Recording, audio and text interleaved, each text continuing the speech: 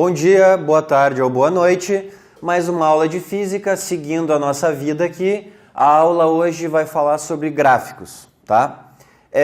Como na maioria das provas aparece muito gráficos na cinemática, falando de movimentos, então essa aula está aqui, né, para falar de MRU, MRUV, só que em gráficos. Mas em qualquer gráfico a gente vai prestar atenção nessas três coisas. Qualquer gráfico na física, de qualquer assunto, na química, na matemática, na geografia, na história, na literatura não tem gráfico, né? Não. Ah, literatura também não precisa, né? Tá. Ó, num gráfico a gente precisa, a primeira coisa que a gente vai pensar é nos eixos. Cara, olha só, os eixos te dão a informação do gráfico. É sobre aquilo que o gráfico vai falar. E tomara que não, eu sempre digo, né, quem está assistindo a aula, quem está estudando e tal, tomara que não. Mas, normalmente, os erros de interpretação de gráfico, né, tô falando da física agora, acontecem porque tu não olhou para os eixos. O mesmo desenho, se for outro eixo, quer dizer um troço completamente diferente. O que é óbvio, né? Mas acontece dos alunos errarem bastante isso. Então presta atenção nos eixos, isso significa olhar a unidade também, né? Do que está sendo falado ali. Segunda coisa, toda vez que a multiplicação dos eixos te der alguma coisa que preste, a área do gráfico vai te dar essa informação. Então, se a multiplicação dos eixos te dá o trabalho mecânico, por exemplo, a área do gráfico vai te dar este valor, essa informação. E isso vai te resolver muito exercício com gráfico. Se não der a resposta direto, vai te dar uma informação importante para tu continuar trabalhando na questão.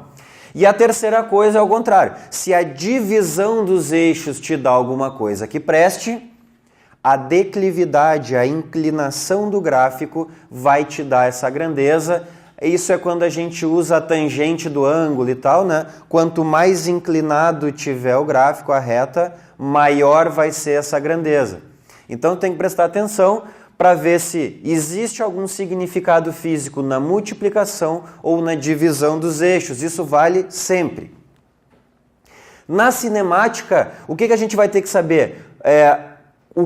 Que movimento está acontecendo. Muito mais importante, talvez, do que calcular alguma coisa a partir do gráfico, né? Que é outra coisa que é importante também, mas talvez muito mais importante do que isso é definir o tipo de movimento. E aí nós temos 4 grandezas, né? Que são aceleração, velocidade, distância, posição, né? E tempo. Ou seja, nós temos 3 tipos de gráfico. Aceleração por tempo, velocidade por tempo e posição por tempo. Rapidamente, né, vamos fazer uma revisão, fazer um apanhado de todos esses gráficos. Então, aceleração por tempo. Olha esses 2 exemplos aqui. Toda vez que o desenho, né, em si, o gráfico em si, está acima do eixo, significa que ele é positivo. Então, a gente pode ter, num gráfico de aceleração por tempo, uma aceleração que está ali, ó, acima do eixo do tempo, né, para cima do eixo do tempo, e que é constante. Então, aqui a aceleração é positiva e constante. No gráfico de lá, como a gente está vendo ali, o desenho, o gráfico em si, ele está abaixo do eixo do tempo, portanto, significa que a grandeza que a gente está falando, que é a aceleração, é negativa e constante. Pode existir algum gráfico que esteja variando, que tenha uma reta inclinada desse jeito? Não, porque no nível do ensino médio que a gente trabalha, a aceleração, ela existe ou não existe. Ela existe e é constante ou ela é zero. Tranquilo?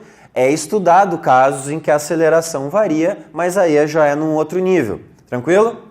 Quando a gente está falando de aceleração por tempo, a gente pode colocar o gráfico aqui, ó, em cima do eixo do tempo.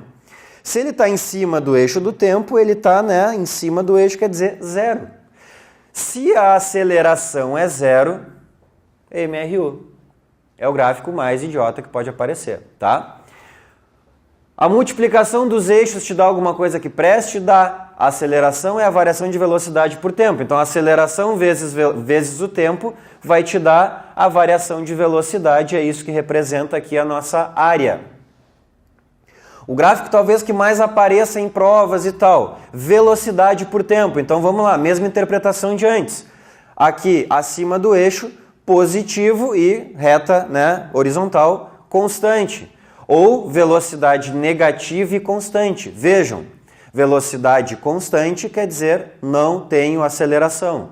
Portanto, MRU, MRU. Movimento progressivo para frente, movimento regressivo, velocidade negativa para trás. Vê que agora a gente pode ter a aceleração mostrada no gráfico de velocidade por tempo. Porque isso aqui quer dizer, ó, a reta inclinada para cima, que a velocidade, né, que é o nosso eixo, está aumentando conforme passa o tempo. Se a velocidade está aumentando, né, está crescendo conforme passa o tempo, a aceleração positiva. No gráfico do lado é a interpretação oposta, né? Vejam que conforme passa o tempo, a velocidade vai diminuindo. Logo, isso nos mostra que a aceleração neste movimento é negativa. Bom, se a aceleração é positiva ou negativa é porque ela existe, e se ela existe, isso significam gráficos de, representam gráficos de MRUV, certo? Novamente, olha a área, velocidade vezes tempo te dá alguma coisa? Sim, porque velocidade é distância por tempo. Velocidade vezes tempo vai me dar a distância percorrida pelo móvel. Então, calcula a área. Nesse caso, né, o outro caso também, um retângulo, né, base vezes altura, não tem nenhuma mágica, significa que base é o tempo, né, a informação de tempo, e a altura é a informação de velocidade, por isso que a gente, né, vai conseguir obter a partir da área. Distância, né, oposição por tempo. Vamos de novo. Se a reta está inclinada, significa que conforme passa o tempo, a distância vai aumentando, a posição, né, vai indo para frente, quer dizer que a velocidade é positiva. No outro gráfico, né, de outra maneira, a gente tem que a posição vai diminuindo conforme passa o tempo. O que é a posição diminuindo? É tu indo para trás, né? Se tu imaginar uma reta, é tu indo para trás, logo a velocidade negativa, o movimento regressivo, né? Tranquilo? Retrógrado ou regressivo. Vejam que é o único tipo de gráfico que pode aparecer um ramo de parábola. Até agora eram retas, né? Tanto é que no gráfico anterior aqui, esta declividade te dava justamente a velocidade. Então, por exemplo, essa reta aqui me dá uma certa declividade. Se eu tivesse uma outra reta mais inclinada, mais de pé, significaria uma velocidade também positiva, só que maior.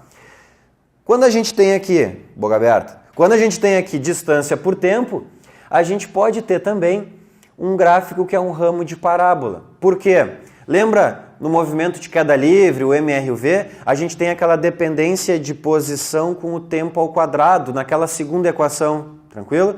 Então, se é um MRUV, se eu tenho aceleração, a distância vai aumentando cada vez mais com o passar do tempo e isso vai te dar um ramo de parábola.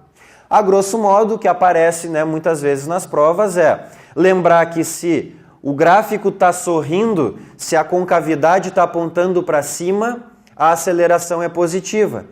Quando a coisa aponta para cima, isso é uma coisa positiva, não é isso? Então, pois é. Quando a parábola está virada para baixo, a concavidade está virada para baixo, a pessoa está tristinha ali, né? Isso não é aquelas coisas meio de matemática, você já sabe como é que funciona, né? Quando está meio tristinho, é porque é uma coisa negativa. Então, a aceleração naquele caso vai ser negativa. O que significa aceleração negativa? Que o móvel está sendo freado. Tranquilo? Cuidado, nós já falamos sobre isso, não quer dizer necessariamente que o movimento é retardado. Depende, tranquilo? Mas o importante no gráfico é entender que concavidade para cima, aceleração positiva, concavidade para baixo, a aceleração é negativa. Tranquilo? Não coloquei cola, porque a cola deveria aparecer no primeiro slide. A cola é justamente essa. Primeira coisa que se olha no gráfico, eixos. Segunda coisa que se olha no gráfico, multiplicação dos eixos. Se te dá alguma coisa que preste, tu obtém através da área. E a terceira coisa que tu vai olhar no gráfico é se a divisão dos eixos te dá alguma coisa que preste. Se te der, é a declividade do gráfico. Tranquilo? Então, até a próxima aula. Beijo para vocês.